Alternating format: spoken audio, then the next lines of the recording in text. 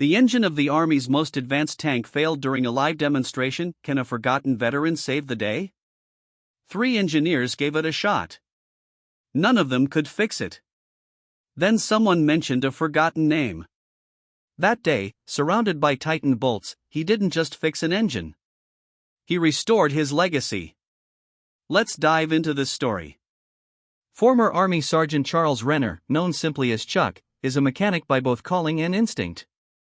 He never went to college. Orphaned at a young age, he grew up in foster homes, spending most of his time taking apart anything he could get his hands on just to put it back together. He was the kind of kid who would rather listen to the whine of a faulty gear than join any hallway conversation. By the age of 12, he had already repaired the orphanage's rusted laundry room hydraulics on his own. At 17, he enlisted in the Army, hoping for a better life far from the struggles he'd known. During his service, Chuck was never the talkative type, but he was always the first one they called when a vehicle broke down in the middle of nowhere or a generator failed in the dead of night. He built a quiet reputation on base as the guy who didn't make a fuss but got things done. While others followed manuals step by step, Chuck seemed to feel the pulse of the engine to sense the rhythm of its failures. It was like he had a gift for understanding machines. Those who know him, and there aren't many, see him as eccentric. At 68, he carries the weight of 2 very different lives on his back. The first, a rough childhood that shaped the man he became. The second, a military career that effectively ended in 1982 when an explosion during an experimental engine test left metal fragments in his right leg and invisible scars on his future. His military pension barely covered his ongoing medical bills. The surgeries on his leg had drained his savings years ago, forcing him to sell the house he bought for the wife who later left him childless 2 years after the accident. To make ends meet, Chuck works fixing tractors on farms and heavy machinery at construction sites around Tucson, Arizona. He always arrives early. His old pickup truck creaking down the dirt roads. A rusted toolbox riding shotgun and a black coffee in a thermos by his side. Locals know him by sight. The old man with the steady gaze and a limp in his right leg. He doesn't talk much, just asks what's broken and gets to work. Sometimes he goes entire days without saying more than 3 sentences. But when he speaks, people listen. His words are straight to the point. No small talk.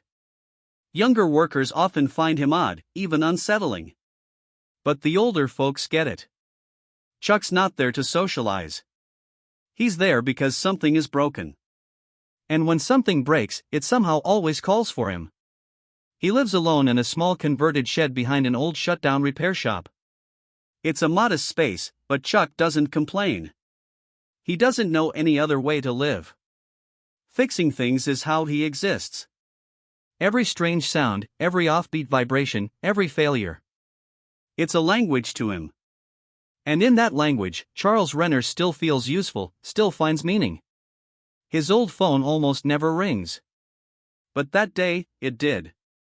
On that Monday morning, Chuck was finishing repairs on a John Deere 5E Series tractor's hydraulic system when the call came in.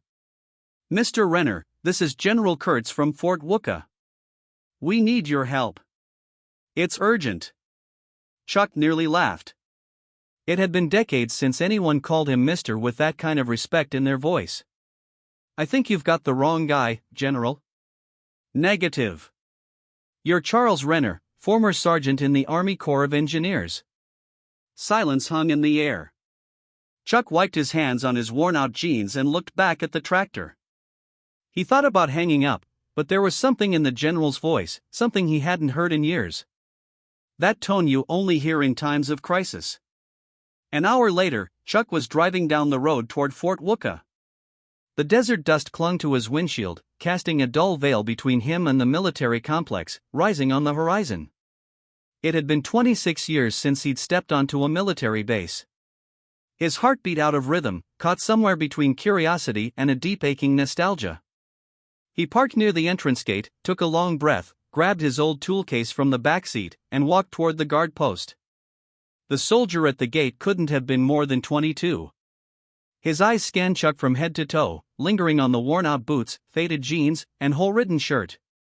The toolbox looked like it had survived a war. Name, Charles Renner. I was called in by General Kurtz. The young soldier checked a clipboard, frowning. There's no Charles Renner authorized for today. Chuck stayed calm, his hands relaxed at his sides. He'd learned long ago that explanations only made situations like this worse. Mind confirming with the general while I wait? The soldier hesitated, then picked up the phone. The conversation was brief, punctuated with, "Yes, sir," and "Understood, sir." When he hung up, his expression had shifted just slightly. The general's in a meeting. Sergeant Williams will escort you. Sergeant Williams showed up 2 minutes later. Mr. Renner, I'm Sergeant Williams. The general asked me to take you to Hangar 7. They walked silently across the yard and through the base corridors. Chuck noticed the curious looks from younger soldiers, the hushed conversations that stopped as they passed. Williams kept a slightly faster pace, forcing Chuck to speed up despite the limitation in his right leg. Do you work for a defense contractor, sir? Chuck hesitated. I do maintenance work. Williams nodded, but the smile didn't reach his eyes. Chuck knew exactly what the sergeant was thinking. Hangar 7 was massive with a high steel ceiling that amplified every sound. In the center, partially covered with tarps, sat a military vehicle Chuck recognized immediately. One of the new hybrid generation tanks. He'd only seen specs on it years ago. 3 men in white lab coats were hunched over the exposed engine, their voices echoing frustration. As Williams and Chuck approached, one of them, a bald man in his 40s, looked up. Sergeant, is this the specialist? The tone wasn't exactly rude, but it carried obvious skepticism. Chuck could feel the weight of judgment in their eyes. Sir, this is Charles Renner. The bald man wiped his hands on a cloth and extended one. Dr. Carson, lead engineer on the project. Honestly, we're a bit surprised. We were expecting someone a little more younger, added the thin engineer with glasses with more up-to-date credentials. Chuck shook Carson's hand, eyes already on the hybrid engine in front of him. It was a technological work of art. Some systems he recognized, others that looked like they'd evolved past anything in his experience. What seems to be the problem? This is a stealth hybrid engine designed to lower battlefield heat and noise signatures. But the prototype has a critical failure. It loses power after about 15 minutes of operation. We've checked all electronics, sensors, fuel injection, cooling systems. Nothing worked. Then someone brought up your name. The project stuck, and time is not on our side. Chuck stepped closer to the engine, his hands instinctively moving to key inspection points. He could feel the engineer's impatient stares behind him. Mind if I take a look? Carson waved vaguely. Sure, but we've had 5 specialists here this week. We spent days running diagnostics. It's not a simple issue. Chuck opened his toolbox and pulled out a small flashlight and a mechanical stethoscope, an old-school device younger techs might find outdated. He began examining the engine methodically, ignoring the whispered comments behind him. He's really using that, the man with glasses muttered to Carson. Maybe we should explain this isn't a truck from the 60s. It's an advanced hybrid system, Carson said, his voice rising slightly. Chuck continued his inspection for 20 minutes, testing connections, listening to subtle sounds no one else seemed to hear. Finally, he stopped at a specific section of the engine, and stood still for a long moment. Did you find something? Carson asked, clearly impatient. Chuck closed his toolbox and turned to the engineers. The problem isn't in the engine. What do you mean? It's in the system integration. There's a micro vibration in the mounting base that only shows up once the engine heats up and expands. That thermally induced micro vibration creates harmonic dissonance, throwing off the sync between the combustion engine and the electric drive. The 3 engineers exchanged glances. Mr. Renner, Carson said slowly. With all due respect, that's not possible. We've tested all the mounting bases. Did you test them at room temperature? The silence that followed was answer enough. Did you check the vibration dampers after 15 minutes at full heat? The man with glasses glanced at a clipboard. The dampers are within factory specs. Factory specs were made for conventional engines. This hybrid system generates a different vibration pattern. The failure only happens after the system heats up. It's easily missed by static or cold diagnostics. Carson folded his arms. Mr. Renner, with all due respect, that sounds like guesswork. We need concrete data. Chuck nodded, picked up his toolbox, and started walking toward the exit. Where are you going? Williams asked. You don't need me. You already know more than I do. Chuck left the hangar without rushing, his silhouette leaning slightly to the right from the old injury. Behind him, the three engineers stood in silence, watching him go. Out in the parking lot, Chuck started his truck and sat there for a few minutes with his hands on the wheel. He didn't feel angry, just a familiar kind of tired, the man everyone underestimated until they needed him. And even then, they preferred not to believe. Will this veteran's wisdom finally be recognized? Hours later, Chuck's phone rang while he was washing dishes after dinner. It was Carson, but his tone had completely changed.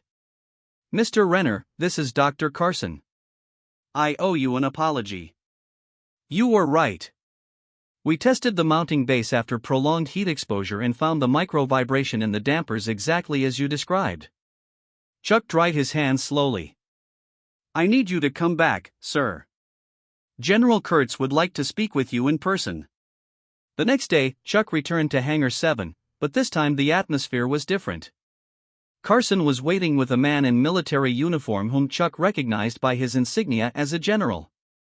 Mr. Renner, General Kurtz said, extending his hand. I owe you an apology for the way you were received yesterday. There's no need, General.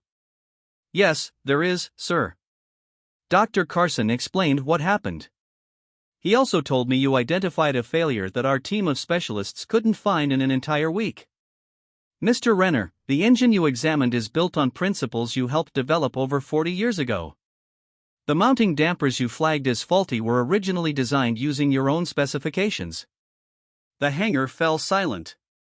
Carson and the other engineers listened in with a mix of curiosity and growing discomfort. Sergeant Renner, Kurtz continued using Chuck's military rank for the first time. May I ask why one of the architects of the military hybrid propulsion program who just saved a multi-million-dollar project is working outside our military system? Chuck could feel their eyes on him. It was the question he'd been waiting to hear for 26 years, one he never knew how to answer without sounding like self-pity. There was an accident during testing, sir, back in '82. I was blamed for it and I ended up with a permanent injury to my leg. After that, they saw me as a liability. I understand, Kurtz said quietly. Carson stepped forward, visibly uneasy.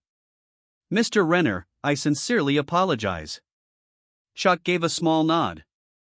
Doctor, don't worry. It's all right. Kurtz stepped closer to Chuck.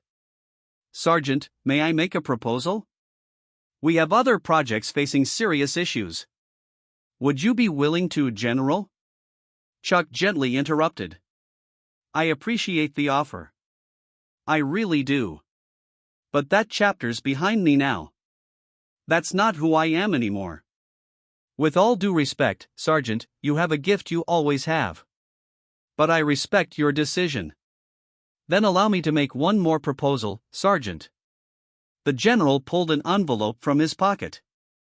This is to cover the service you provided and the recognition you should have received years ago. Chuck didn't take it right away. He just looked at the folded paper, then at the general's hand. I didn't do it for that, sir. I know, Kurtz replied. That's exactly why you deserve more than what's in this envelope. Chuck finally took it and slid it into the pocket of his jacket without opening it.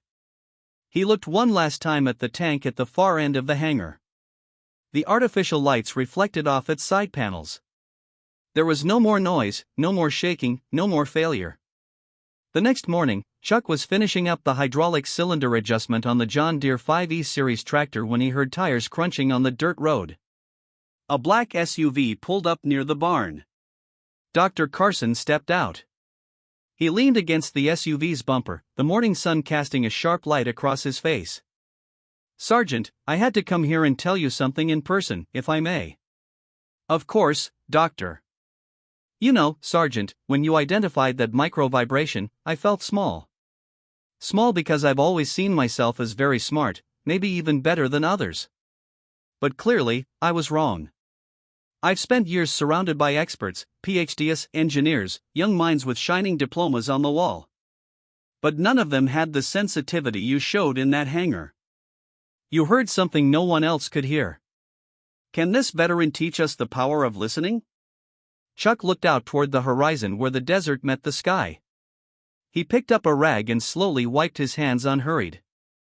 Learning has everything to do with listening, with humility. Machines always give a warning when something's out of place. But not everyone has the patience to understand them or the humility to listen to someone who does. Carson lowered his head, thoughtful. He took a deep breath, then reached out and shook Chuck's hand. One final gesture of gratitude for what he had just learned about life. As Dr. Carson slowly disappeared down the dirt road in his SUV, Chuck Renner stood watching. There he remained between two worlds, carrying within himself the quiet proof that a person's true worth is never lost. It simply waits for the right moment to be rediscovered by those wise enough to look beyond appearances with humility. If you enjoyed this story, click the like button and subscribe to Graceful Valor Stories so you don't miss the subscribe to Graceful Valor Stories, where quiet strength is celebrated, and every hero story finds a voice.